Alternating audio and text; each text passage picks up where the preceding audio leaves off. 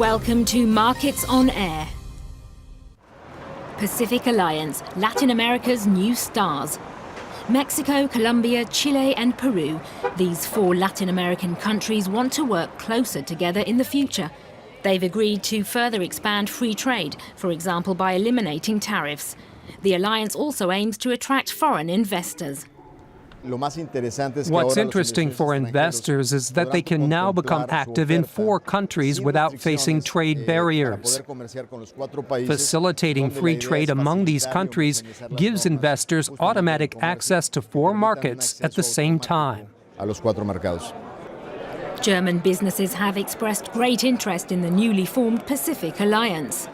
Germany Trade and Invest forecasts continued growth of around 5% on average this year in all 4 countries forming the alliance. And the many free trade agreements between the participating countries are making it easier for Germany to export technology to the region, as well as providing direct investment. The new alliance combines previous bilateral agreements and provides a set of unified rules. And that creates opportunities for German companies, especially those who have located there and would like to serve the entire region. The alliance is set to grow further in the future. Talks are already underway with Costa Rica, and Panama is set to follow. $1 trillion. That's how much Saudi Arabia wants to invest in the coming years, for example, in the construction of new cities, roads, railways, and industrial plants. The funding will come from oil revenue. The desert nation boasts the world's biggest oil reserves and is one of the biggest global oil producers. Saudi Arabia, investing in German know-how. Many German companies are already operating in the country, and more firms are on their way. Saudi Arabia is counting on German technology to realize its ambitious construction projects. We need streetcars, railways, and expressways, products that are in the portfolios of German companies, and not just the big ones. Small and medium-sized firms also have good opportunities for rapid growth. Germany and Saudi Arabia want to intensify economic cooperation in the future. The 2 countries have already signed an agreement. Germany is the stabilizing factor and the main pillar of the EU economy. Saudi Arabia plays the same role in the Arab world.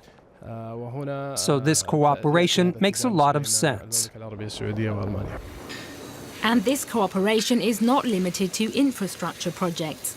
Saudi Arabia also wants to invest in education, healthcare, and the construction of new industrial plants.